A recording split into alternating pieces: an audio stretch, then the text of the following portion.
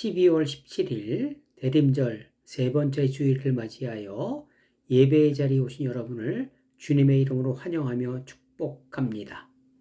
주님은 나에게 가장 큰 선물을 주시기 위하여 기쁜 마음으로 오십니다. 나는 어떠한 마음으로 받아들여야 할지 도전받는 은혜의 시간 되시기를 주님의 이름으로 부탁을 드리겠습니다. 기도하시겠습니다. 사랑의 하나님, 감사를 드립니다. 오늘도 생명 연장시켜 주시고 예배 드리게 하시고 하나님의 일에 동참하시게 하시니 감사를 드립니다. 2023년 얼마 남지 않은 시간, 어떠한 마음으로 무엇을 어떻게 마무리해야 할지 생각하게 하시고 조금이나마 보답하는 시간 되게 하옵소서. 감사하며 예수 그리스도의 이름으로 간절히 기도드리옵나이다. 아멘. 오늘 저와 여러분이 주신 하나님의 말씀은 마태복음 18장 32절 이하의 말씀입니다. 봉독해 드리겠습니다. 이에 주인이 그를 불러다가 말하되 악한 종아, 내가 빌기에 내가 내 빚을 전부 탕감하여 주었거늘 내가 너를 불쌍히 여김과 같이 너도 내 동료를 불쌍히 여김이 마땅하지 아니하냐 하고 주인이 노하여 그 빚을 다 갚도록 그를 옥졸에게 넘기니라. 너희가 각각 마음으로부터 형제를 용서하지 아니하면 나의 하늘 아버지께서도 너희에게 이와 같이 하시리라. 아멘. 사랑하는 성도 여러분, 지난 한 주간 어떠한 삶을 살아내셨습니까?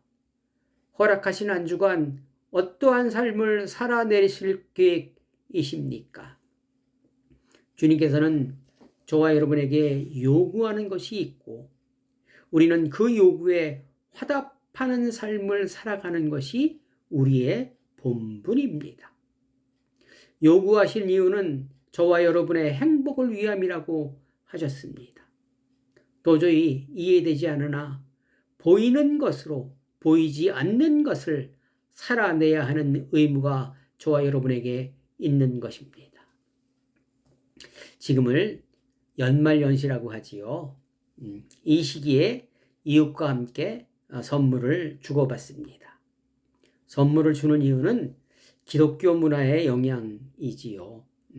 우리는 선물을 받았기에 나누어 주는 것입니다. 성탄절은 하나님께서 나에게 가장 큰 선물을 주신 날이며 나는 가장 큰 선물을 받은 날입니다. 대림절의 의미는 하나님이 주시는 선물을 설레이는 마음으로 기다리는 시간입니다.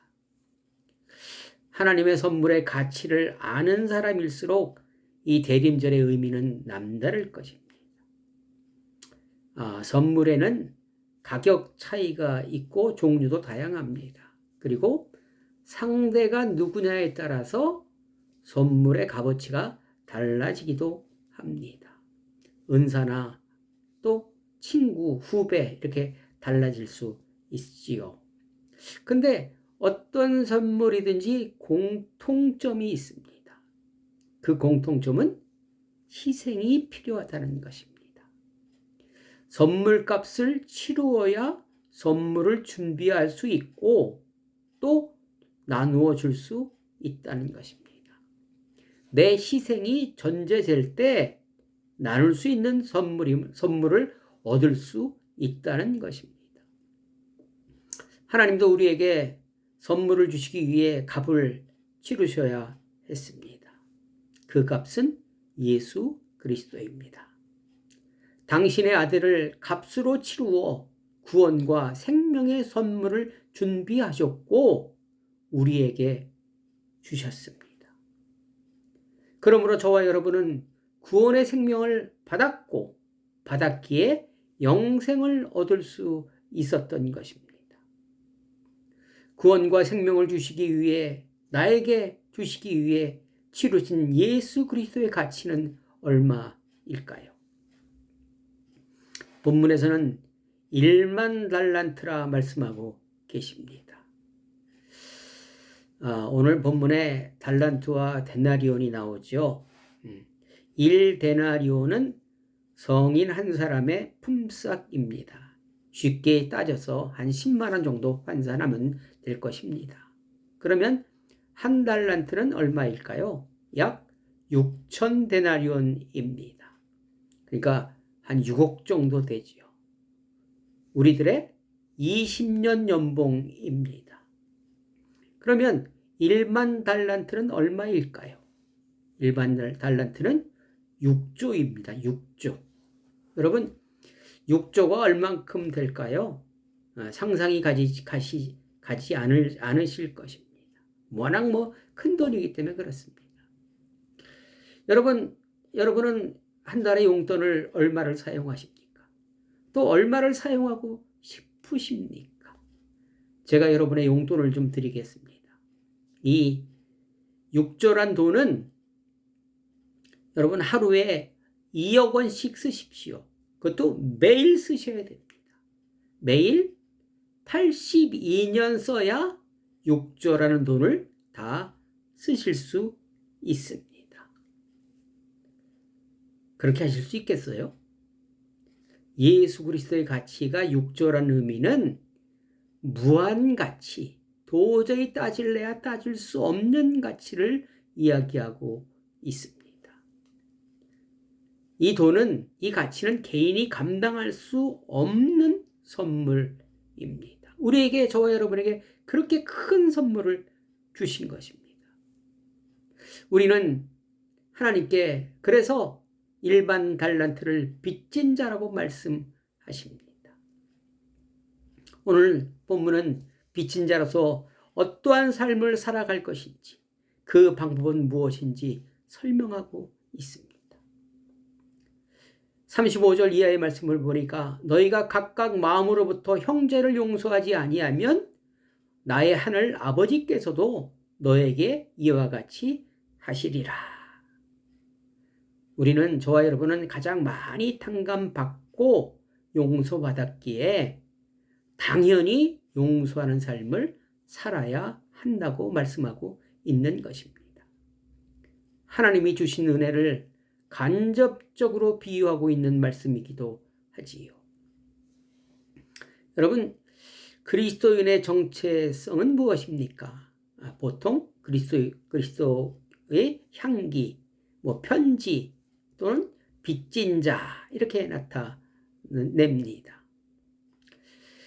로마서 8장 12절에 보니까 그러므로 형제들아 우리가 빚진 자로 돼 육신에게 져서 육신대로 살 것이 아니니라. 이렇게 바울은 고백하고 있습니다. 우리의 정체성이므로 빚진 자로서의 삶을 살아내야 한다고 얘기하고 있는 것입니다. 그런데 은혜의 가치를 모르면 내가 빚진 자인 줄을 모른다면 육신으로밖에 살아갈 수 없다는 것입니다. 그러면 빚진 자의 행동은 무엇일까요? 빚졌으니까 당연히 빚을 갚아야 한다는 것입니다. 6조 갚으셔야 합니다. 한번 갚아보실래요? 매일 2억씩 82년 갚아보시기 바랍니다. 아마 도저히 갚으실 수 없을 것입니다. 그러면 돈이 없는데 무엇을 갚습니까? 오늘 본문에서 얘기하니까 자신의 몸과 아내와 자식이라도 팔아서 갚으라고 얘기를 하십니다. 우리도 그렇게 하면 됩니다. 근데 그렇게 할 수가 없지요. 성경에서 딱 갚은 자가 딱 한 사람이 있습니다. 그것은 아브라함입니다. 자신의 아들 이삭을 바쳤잖아요. 믿음의 조상이 되었습니다. 우리는 할 수 없습니다. 원금 갚을 길이 없습니다. 그러면 우리는 어떠한 자세로 살아가야 할까요? 은혜를 감사하며 보답하는 마음으로 살아갈 수밖에 없다는 것입니다. 그게 최선의 길입니다. 보답, 감사하는 마음으로 빚을 갚지는 못하나 갚는 마음으로 살아내야 한다는 것입니다.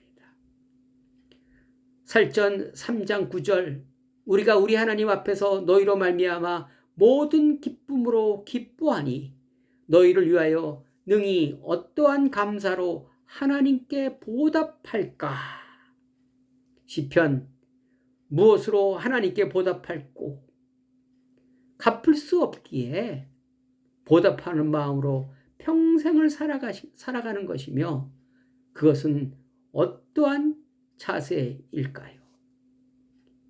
여러분, 여러분이 계신 자리에서 여러분이 있는 위치에서 삶으로 복음을 전파하는 자세일 것입니다.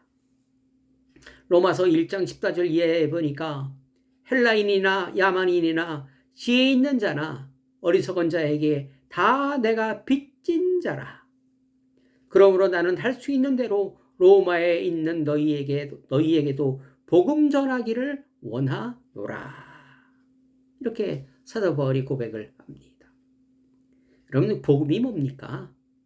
예수 그리스도가 십자가에 대신 달리심으로 내가 구원을 얻고 생명을 얻은 것을 알고 이 소식을 이웃에게 전하며 살아가는 마음이 보답하는 것이라는 것입니다. 하나님께 빚진 것을 조금이나마 갚아가며 사는 길입니다. 어떤 장소, 어떤 상황에서도 복음을 전하며 살아가야 한다는 것입니다. 왜? 내가 빚이 있기에 그렇습니다. 제가 어느 프로에서 간증을 들었는데 어느 택시기사가 손님이 타면 누구에게나 목사님이세요? 이렇게 질문한다고 합니다. 그분은 작은 교회 장로님이라고 그러더라고요. 자기가 빚진 자임을 알고 복음을 전하면서 살기로 마음을 먹었는데 오는 손님마다 복음을 전하면 싫어하고 그냥 운전이나 하세요. 이렇게 퉁명스럽게 대답을 한다는 거예요. 그래서 몇 번 해보니까 실패를 하다 보니까 노하우가 생긴 거예요. 그래서 타는 손님마다 혹시 목사님이세요? 인상이 너무 좋으셔.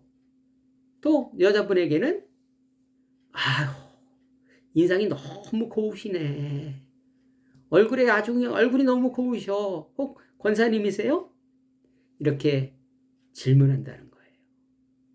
여러분, 웃는 낯에 침 못 뱉는다고 그랬잖아요. 그래서 대화가 잘 풀린다는 것입니다. 그래서 복음을 전하고 있다고 간증을 하시더라고요. 여러분, 그렇습니다. 우리는 어디서나 할 수 있습니다. 마음이 있다면, 빚진 자를 인식한다면 얼마든지 우리는 가능합니다. 복음을 전하는 것은 각자에게 주어진 상황에서 얼마든지 가능합니다. 단지 우리가 마음이 없을 따름이지요. 그리고 빚진 자의 삶은 교회를 올바르게 세우는 것이라고 생각합니다. 요즘 교회의 체면이 말이 아니지요. 많이 망가졌습니다. 그러나 아무리 손찌검을 당해도 교회는 망하지 않습니다. 교인이 망하고 교인이 쓰러질 뿐 교회는 그리스도의 몸이기 때문에 죽지 않습니다.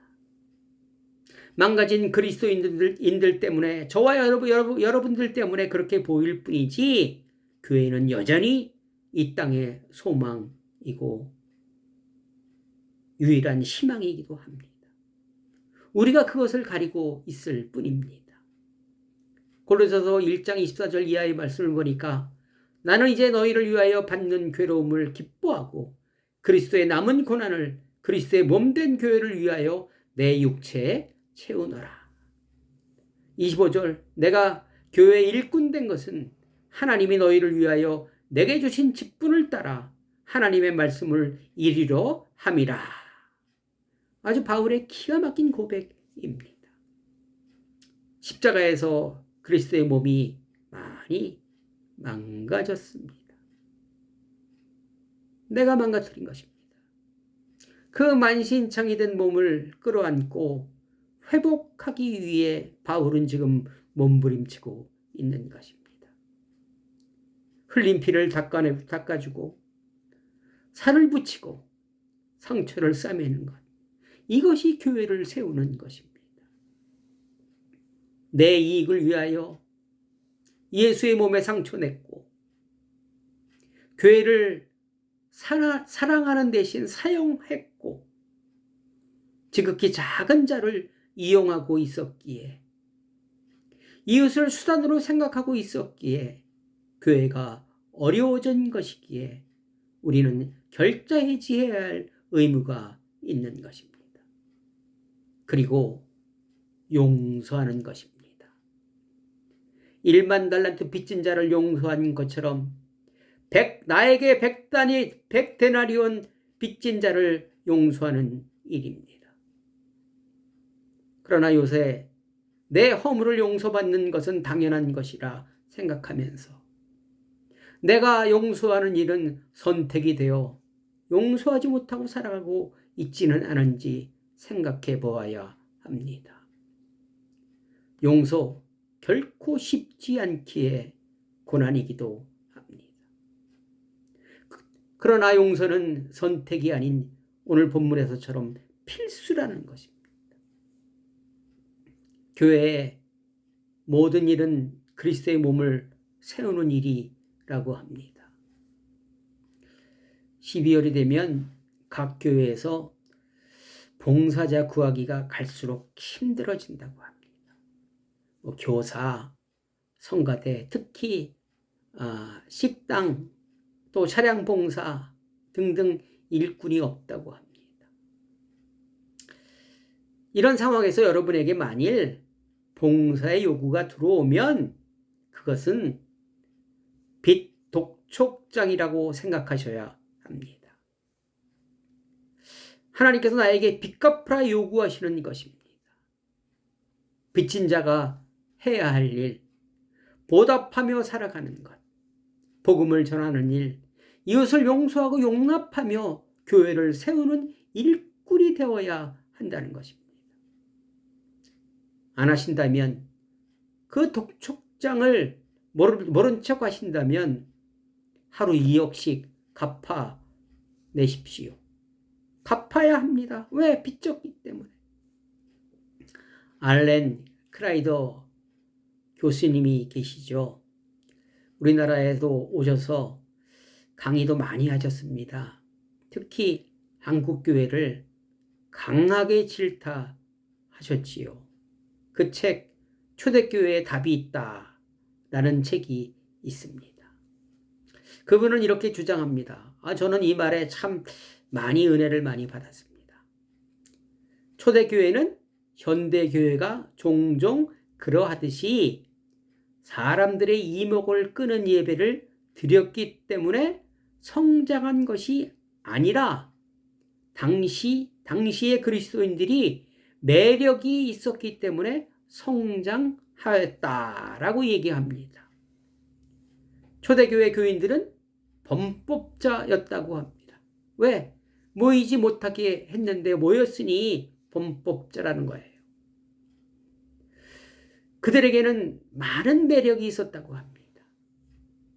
초대교회는 매력적인 건물이 없었습니다. 매력적인 예배도 없었습니다. 그러나 거기에는 다만 매력적인 사람들만이 있었습니다. 차별과 불이익을 무릅쓰고도 한 공동체를 이루고 싶었던 사람들이 있었고 서로 사랑에 빚진 자라고 생각하며 용서와 섬김과 봉사를 했던 사람들이 있었습니다. 오늘날의 교회는 반대로만 가고 있다고 말씀하십니다. 매력적인 건물, 매력적인 예배, 매력적인 프로그램에 관심이 많다고 합니다. 사람들은 매력이 없으면서 말입니다. 용서하지 않으면서 말입니다. 이렇게 우리에게 경종을 울리시고 소천하셨습니다. 사랑하는 성도 여러분, 여러분은 하나님께 어떤 은혜와 선물을 받으셨습니까? 성탄의 의미는 무엇입니까? 성탄에 어떠한 선물을 받으셨습니까? 여러분이 하시는 일이 복음을 전하며 용서하며 교회를 세우는 일이십니까? 아니면 교회를 사용하시는 일이십니까? 여러분에게는 어떤 매력이 있으십니까? 매력적인 삶은 빚진 것을 조금이나마 갚는 삶입니다. 올 한 해 여러분은 주님의 빚을 갚으셨습니까? 떼어먹고 계십니까? 내가 용서하지 않으면 주님도 용서하지 않으신다 하셨습니다. 각자의 위치에서 교회를 세우며 복음을 전하며 용서하는 매력적인 삶, 보답하는 삶 살아내시기 부탁드립니다. 그런 삶에 이웃이 여러분에게 엄지척으로 화답하실 것입니다. 기도하시겠습니다. 주님, 나도 매력적인 삶 살아내게 도우소서. 연말정산에서 조금이나마 빚이 줄어든 성적표 받게 하옵소서. 이제는 우리 구주 예수 그리스도의 은혜와 하나님 아버지의 극진하신 사랑과 성령님의 교통하심이 언제나 함께 하시기를 간절히 축원하옵나이다. 아멘. 여러분 사랑합니다. 여러분 감사합니다. 생각해보면 제가 제일 빚을 많이 진 사람입니다. 갚지는 못하고 매일 떼어먹고 있더라고요. 정신 차리고 갚으려 노력하지만 많이 갚지 못했습니다. 최선 다해 있는 자리에서 빚 갚아보겠습니다. 여러분들도 화이팅입니다. 여러분, 이번 주 강한 한파가 예정되어 있다고 합니다. 강건하시기 바랍니다. 여러분 사랑합니다. 감사합니다.